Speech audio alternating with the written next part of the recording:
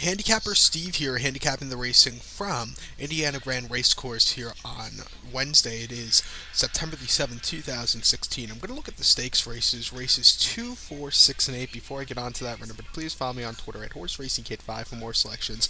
One of the things that bothers me in horse racing, they've been doing this a lot the last year and a half to 2 years, separating stakes races. I personally think if I'm ever you know, like a president of something to do with horse racing, or something to do with horse racing, I would suggest that they put the races back to back to back to back, because it's I think most people, well, personally I do, and I would think a lot of people like an all stakes pick four, or just see all the races back to back to back to back, and I just don't like it when it's separated by stupid races. Like the Arkansas Derby this year was run before allowance optional claimer. I think all the stakes races should be back to back to back. But let's end this rant here, and let's get on to race number 2, the first stakes race I'll look at from today from Indiana Grand. Second race is the 13th running of the Florence Henderson Stakes, purse $100,000. It's for Indiana breds, fillies, mares, 3-year-olds, and upwards. Great name, by the way. We have a field of 10 horses traveling the distance of ground of a mile and a 16th over their turf course for this turf festival kind of thing. Mile 16th. And my top selection here, I was trying to beat the favorite in this race while looking at the past performances and replays. I don't think you can beat the favorite here. I found my way to the one horse, Lady Froghorn, at 6-5. I'm going to go 1-5-2-8. 1-5-2-8. If you're playing a pick four that starts off with this race, I would definitely single the one horse. She looks very hard to beat in the spot. Alvin Jimenez at 6-5 here. Last time out, ran at Indiana Grand on August the 4th, an allowance race of 47,000. This horse won by 2 1/4 lengths that day. From the 2-hole, this horse basically broke. It didn't have the best of breaks that day.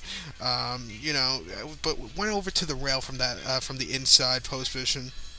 And at the top of the stretch, this horse had a great move and won easy. Very nice victory, by the way. The start for they came July 16th at Indiana, mile 16th, in a 100,000 stakes race. This horse finished 6th by 15 3/4 lengths that day. I think the company that day was a little bit too tough. I think this horse's better surface is grass, because I think her better races just have come over grass.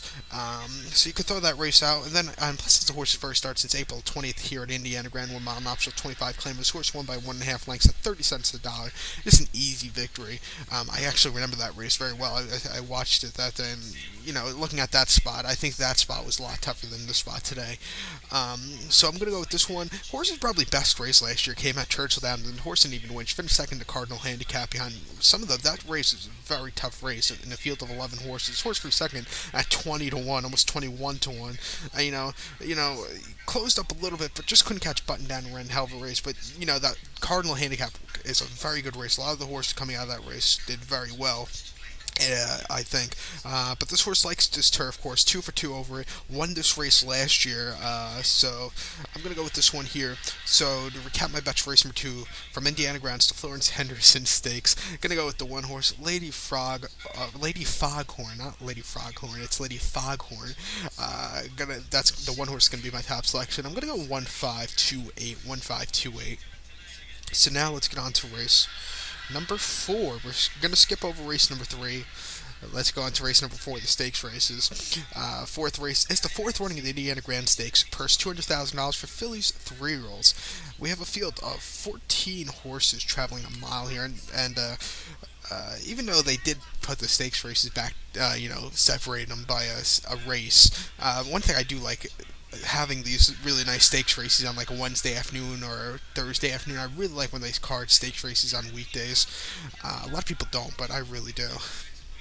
Especially Wednesdays, because usually Wednesdays, years ago when I was, well, now too, but when I was in elementary school, we used to get out early on Wednesdays at noon. So usually some of those days I would go with my grandfather when he was still alive to Belmont or Aqueduct. Some days I would stay home, watch the racing from like Aqueduct, Belmont, so that's fun. And now, since I have classes on Wednesday until 11 from college, that's even better. So go to Belmont after classes sometimes. Not this week, maybe next week. Stupid week. It's just a stupid week this week.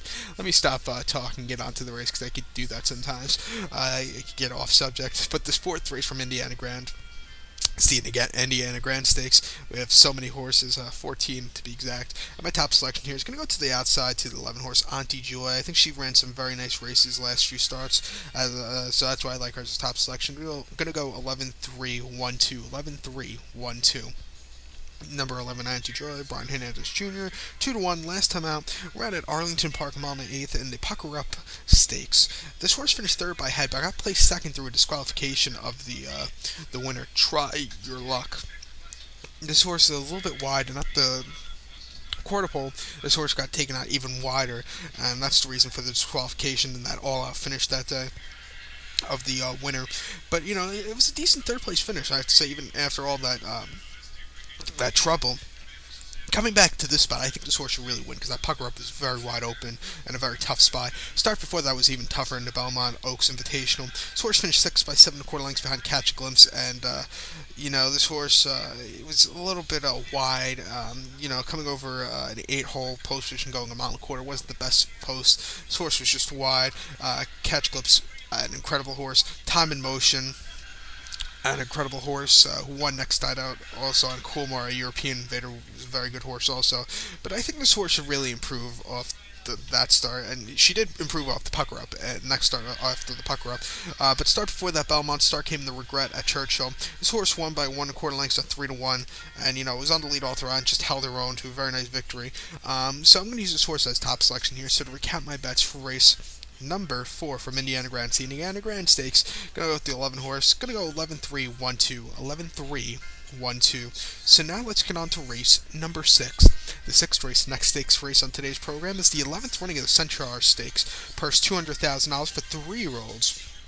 We have a field of 12 horses. 12 horses traveling a mile on the turf course. The turf course. Insert music here, where everybody knows your name. Traveling a mile here in this race, and this race is an incredible race. The last race in this race, kind of reminds me of like the Pennsylvania Mile and the Pennsylvania Oaks from Penn National. Some of these horses are, I get the same vibe of the same kind of race since it's for 3-year-olds going a mile. But, it's a very good race here. And I'm going to go with the horse that's coming out of the Penn Mile, back in May. He made a few more starts after that. And that's going to be the 7-horse Giant Run. I'm going to go 7-12-6-5. 7-12-6-5. 7 Giant Run 5-1. Joe Bravo for Tom Albatrani, sending this one in from New York. Last time out, ran at Saratoga, mile 16th in the Hall of Fame. This horse finished 4th by length that day behind Camelot Kid. And this horse led almost all throughout, and then, lost the lead in the last 90 to 80 yards. But it was a decent race. It was, I have to say, it wasn't half of a bad race. Start before that came in the Manilia overnight stakes at $100,000 at Belmont Park on July 4th. This horse won by 1/2 length at 7-1, and it was a little bit wide, but had a clear victory almost on the lead, or stuck in the lead that day. And then the Penn Mile, this horse finished third by 3 1/4 lengths behind Catch Clips, who ran a hell of a race. This horse had a bad gait coming out of the gate and really couldn't recover after that. This horse won the Manilia Stakes, and I think that Manilia Stakes in the field of 7 horses was a lot tougher than the spot he's going to be facing today. So I think he should really improve. He finished second in the Palm Beach Stakes, a very good race, that Palm Beach Stakes at Gulfstream Park. So one of the first races on the turf for 3-year-olds. That horse finished second, Ben Converge. I think this horse should have a very good run here today. He's faced a lot tougher the last few starts. In this spot today, he should be perfect. 5-1, I like the price also. I doubt you're going to get the 5-1 shot. I think this horse might go down to 3-1, somewhere in that ballpark. So I'm going to go with this one. So to recap my bets for race number 6 from Indiana Grand, it's the Centaur Stakes. Going to go with the 7-horse Giant Run. He's going to be my best bet of the day. I'm only going to look at this one track here for YouTube, but he'll be my best bet today. I'm going to go 7-12-6-5. 7-12-6-5. So now let's get on to race number 8. The 8th race, final stakes race I'll be looking at from today's card from Indiana Grand is 12th running of the A.J. Foyt Stakes. Purse $100,000. It's for Indiana breds, 3-year-olds and upwards. We have a field of 14 horses, and the 13 and 14 are entered for the main track only. Did not check the weather report, so hopefully I'm not getting screwed by that. A mile and a 16th of traveling. and I'm going to go to the way outside here, to the 12 horse. Number 12, Huntstown, 6-1, Florent Giroux. This 5-year-old gelding reported as gelding on the 29th of August of 2013, so about 3 years ago. 3 years ago and 7 days. But last time out, ran at Indiana Grand 7.5 furlongs in an allowance race for 47,000. This horse won by 2 lengths, closed up very well at 15-1.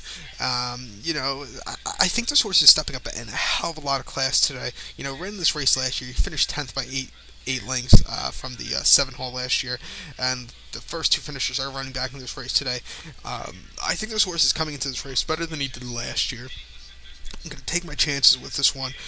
Start before the last on June the 24th at Indiana Grand, where Mon Lopshall 25 claimer. This horse finished fourth by 4 1/4 lengths that day. Was the favorite, but really couldn't get out. It had a horrible trip. You had to steady a little bit. It was a little bit. It just wasn't his best of runs.